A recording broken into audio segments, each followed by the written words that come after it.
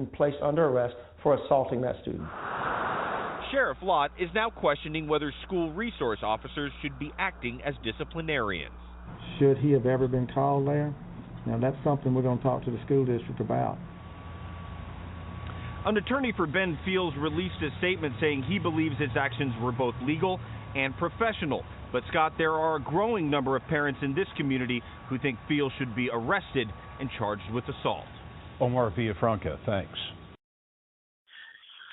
Joey Jackson, I know you've been keeping up with this story. What is your take? Do you think that he should have been fired?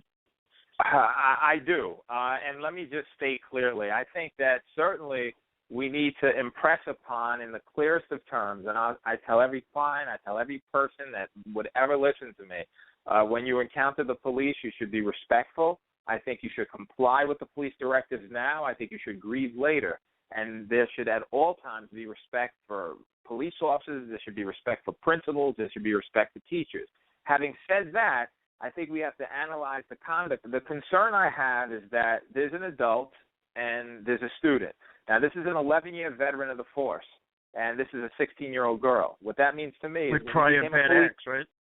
Absolutely. When he became a police officer, she was 5 years old.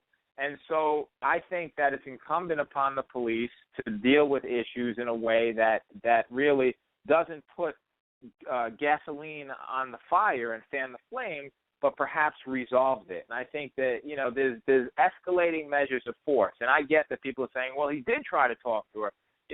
Telling a 16-year-old, are you going to comply? Are you going to get up? I'm going to move you if you don't. You sure you're not going to? Boom. I think that's certainly not the escalation. I think that you have all the time in the world. They're not posing an imminent threat at all.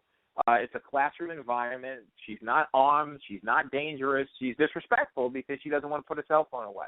And she's a girl. And so I think that as an officer, I think there needs to be a little bit more tolerance and a little bit more, care and concern shown. And I just don't know, as a parent, and if that were my daughter, how I'd react. It just would be outrageous.